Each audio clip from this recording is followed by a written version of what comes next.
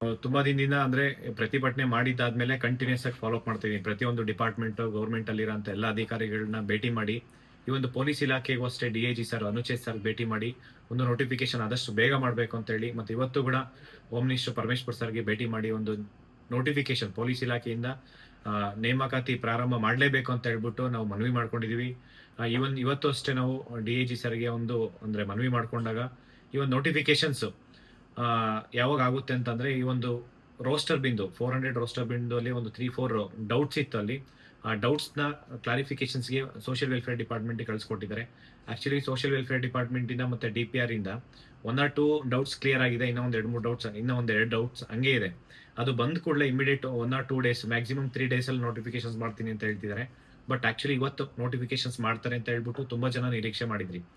PC notifications ಆಗುತ್ತೆ, ಡಿಎಸ್ಐ ಅಂದ್ರೆ detective sub inspector notification ಆಗುತ್ತೆ, KSISF ಇರ್ಬೋದು, ಸಿವಿಲ್ ಕಾನ್ಸ್ಟೇಬಲ್, KSRP ಎಲ್ಲ ನೋಟಿಫಿಕೇಶನ್ಸ್ ಆಗುತ್ತೆ ಅಂತ ಹೇಳಿ ತುಂಬಾ ಜನ ಸ್ಟೂಡೆಂಟ್ಸು ನಿರೀಕ್ಷೆಯಲ್ಲಿದ್ರಿ. ಬಟ್ ಆದಷ್ಟು ಬೇಗ ನಾವು ಫಾಲೋ ಅಪ್ ಮಾಡ್ತಾ ಇದೀವಿ, ಯಾವುದೇ ಕಾರಣಕ್ಕೂ ಬಿಡಲ್ಲ.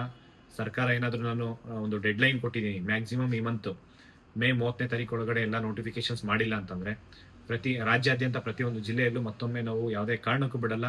ಈ ಸತಿ ಸರ್ಕಾರದ ಪರ್ಮಿಷನ್ಸೇ ಬೇಕಿಲ್ಲ ನಮಗೆ.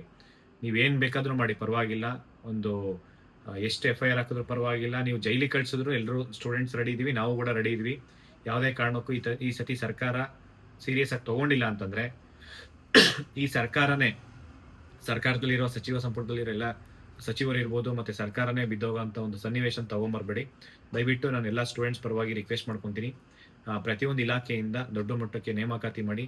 ಯಾಕೆಂದ್ರೆ ವಿದ್ಯಾರ್ಥಿಗಳ ಶಾಪ ಇದೆಯಲ್ಲ, ಲಾಸ್ಟ್ 3-4 ವರ್ಷ ಅಲ್ಲ, ಸುಮಾರು 5-6 ವರ್ಷದಿಂದ ಯಾವುದು ನೇಮಕಾತಿ ಆಗಿಲ್ಲ. ಈ ಒಂದು ವಿಚಾರವಾಗಿ ಸರ್ಕಾರ ತುಂಬಾ ಗಂಭೀರವಾಗಿ ತಗೊಂಡು ಇಮಿಡಿಯೇಟ್ ಅಂದ್ರೆ ಕೂಡಲೇ ಪ್ರತಿಯೊಂದು ಇಲಾಖೆಯಿಂದ ನೇಮಕಾತಿ ಪ್ರಕ್ರಿಯೆ ಪ್ರಾರಂಭ ಮಾಡಿ ಅಂತ ಹೇಳ್ಬಿಟ್ಟು ಮನವಿ ಮಾಡ್ಕೊಂತೀನಿ. Thank you so much. ನಮಸ್ಕಾರ.